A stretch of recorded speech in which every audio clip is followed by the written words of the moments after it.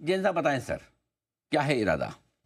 Yes sir, very good morning Anil ji. आपने सही कहा, स्वागत तो लाल से हुआ है। और निफ्टी और बैंक निफ्टी भले ही लाल में जाए, बट जो हमारा इंडेक्स है, जिसको जैन साहब के जेम्स में ज्यादा ट्रैक किया जाता है और जो मैं ट्रैक करता हूँ, वो है मिड कैप इंडेक्स और स्मॉल कैप इंडेक्स। देखिए हमारी पीसीआर टीम कितनी स्मार्ट है, मैंने बोला भी नहीं उसके पहले भी देखिए मिड कैप इंडेक्स को चला दिया। So that is the smartness, मतलब आई मस्ट अप्रिशिएट, मतलब। तो बट एनीवेज अनिल जी, आज जो स्टॉक लाया हूँ, थोड़ा सा मैं बोला था कि larger small caps, larger mid caps और लार्ज कैप्स, ये थोड़ा एक थीम को इन दिनों में थोड़ा फॉलो किया जा रहा है। और ये Ratnamani metals and tubes limited, ये स्टॉक को मैं लाया हूं आज, जो कि 18-19 हजार करोड़ की मार्केट कैप वाली कंपनी है। और मुझे बढ़िया लगती है कंपनी, मतलब 2020 से रेकमेंड करते हुए आ रहे हैं। मल्टी बैगर तो बना ही है, but at the same time company ने ग्रोथ भी गजब की दिखाई है, वैल्यूएशन भी रीजनेबल है। सारी चीजों को देखते हैं, क्योंकि मैं सारे अगर अपन मल्टीपल्स देखते हैं और ग्रोथ को देखते हैं, इन सब को देखते हैं, तो स्टॉक आज सस्ता लगता है। और उससे भी बढ़िया बात है, अपने 200 वेमा, 200 वीकली एक्सपोनेंशियल मूविंग एवरेज, जो हम डेमास की बात करते हैं नॉर्मली, हम वेमा की बात जब करते हैं जब बहुत ज्यादा मंदी आती है और सपोर्ट्स देखते हैं कि कहां पे और सपोर्ट ले सकता है स्टॉक। तो जैसे स्मॉल कैप इंडेक्स हो, मिड कैप इंडेक्स हो, इन सब के हम वेमास पे आ गए थे। और ये मैं बात कर रहा हूँ कोरोना के समय पे भी, जब कोरोना में भी इतना गिरावट के बाद भी 100 मेमा पे, 100 मंथली एक्सपोनेंशियल मूविंग एवरेज पे निफ्टी ने सपोर्ट लिया था, जो 7500 का लेवल था। बट आई डोंट मीन कि मैं अभी यहाँ पे मैं 100 मेमा तक की बात करूंगा। But anyways it is very important कि कुछ लेवल्स देखना पड़ता है, नहीं तो कॉन्फिडेंस और कन्विक्शन नहीं आता है। As a fundamental analyst also we have to see, because अभी फंडामेंटल्स पे नहीं चल रहे मार्केट्स, अभी डिमांड सप्लाई और ये टेक्निकल्स काफी हावी हो रखे हैं। So we have to see this. तो 200 वेमा, जो 2467 है, उस लेवल के आसपास आया हुआ स्टॉक है, इसलिए स्टॉक को चुनने में और थोड़ा कॉन्फिडेंस आया।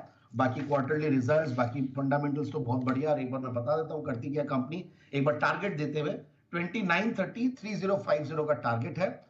और रत्नमणि मेटल्स देखिए, largest manufacturer, one of the largest manufacturer with a strong pedigree, strong background, मतलब जो कि कंपनी बहुत पुरानी कंपनी है, 1983 से कंपनी कार्यरत है। और उसमें भी देखिए जो stainless steel seamless and unwelded pipes and tubes बनाती है, निकेल एलॉय पाइप्स बनाती है, टाइटेनियम वेल्डेड पाइप्स बनाती है। अच्छा खासा इनका कार्बन स्टील वेल्डेड पाइप्स में अच्छी डोमिनेंट पोजीशन है इनकी। और करीब 35 कंट्रीज से ज्यादा में ये लोग एक्सपोर्ट करते हैं, कनाडा, यूके सब में अच्छी खासी इनकी मैन्युफैक्चरिंग फैसिलिटीज, तीन मैन्युफैक्चर, अच्छा ऑर्डर बुक है इनका, बिजनेस इंफ्रास्ट्रक्चर अच्छा है, रिसेंटली बोनस इशू भी दिया था।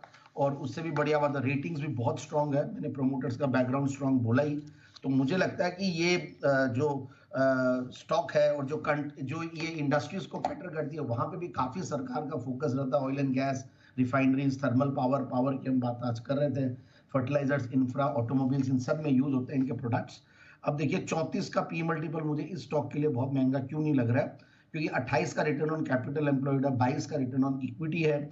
उसके सामने सेल्स की कैगर भी 30% पिछले 3 साल में रही है, प्रॉफिट की कैगर 32% रही है पिछले 3 साल में। डेट्स एकदम नेग्लिजिबल, 200-250 करोड़ के डेट्स है, विच इज नेग्लिजिबल जो कंपनी की साइज है। और उसके सामने भी कंपनी का जो क्वार्टरली रिजल्ट था दिसंबर 2023 से दिसंबर 2024, थोड़ा मार्जिन फ्रंट पे इंपैक्ट आया था, इसलिए वो करेक्शन भी दिख चुका मुझे। बट समहाउ लगता है कि आगे आने वाले दिनों में बढ़िया करेगा। और ओवरऑल टीटीएम बेसिस पे भी बहुत जबरदस्त प्रॉफिट्स पे बैठी हुई है कंपनी। और एफ आई आई डी इस गजब का भरोसा करते हैं इस कंपनी पे। प्रोमोटर्स तो 60% होल्ड करते ही हैं, उसके अलावा एफ आई आई डी करीब 20-21-30-31% के लगभग होल्ड करते हैं, which is actually very important देखना। और पब्लिक शेयर होल्डिंग बहुत कम है, तो इसलिए वो रिटेल वाला इसमें इंपैक्ट मुझे लगता है कि बहुत ज्यादा नहीं आएगा। बट आने वाले दिनों में ये स्टॉक और भी अच्छा परफॉर्म कर सकता है, क्योंकि मैं इनके जब बाकी कौन कॉल नोट्स वगैरह देख रहा था, तो अच्छा खासा इनका कैपेसिटी यूटिलाइजेशन और ये सब पे फोकस है, और भी वहां बढ़ाएंगे। कुछ ऑर्डर बैकलॉग्स है करीब 3000 करोड़ से ज्यादा का।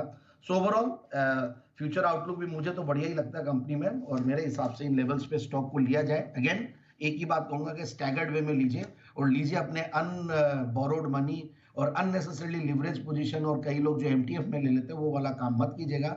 इस समय पे वो रिस्क लेने का समय नहीं है।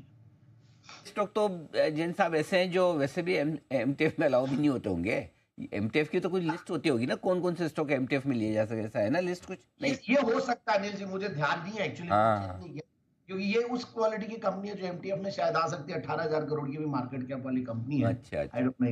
हाँ हाँ, अच्छा ये कुछ बट अदरवाइज जनरली आपके जो स्टॉक होते हैं वो शायद लिस्ट के बाहर वाले, तो आप तो चुन चुन के ढूंढ चुन ढूंढ के चुन कहाँ के से निकाल निकाल के वो जेम्स लाते हो। और एमटीएफ की बुक में तो ज़्यादातर वो सारे एकदम हाईली लिक्विड बड़े मार्केट कैप वाले वो स्टॉक्स होते हैं जी। और देखिए इस नाम में भी जेम है, देखिए रत्न और मणि, क्या नाम है सर। अच्छा, जेम्स का हिंदी अनुवाद रत्न और मणि। हाँ तो मणि। हाँ। अच्छा, ये हुई ना बात। चलिए बढ़िया, तो जेम्स आपको जेम्स पसंद आते हुए दिख रहे हैं रत्न और मणि में।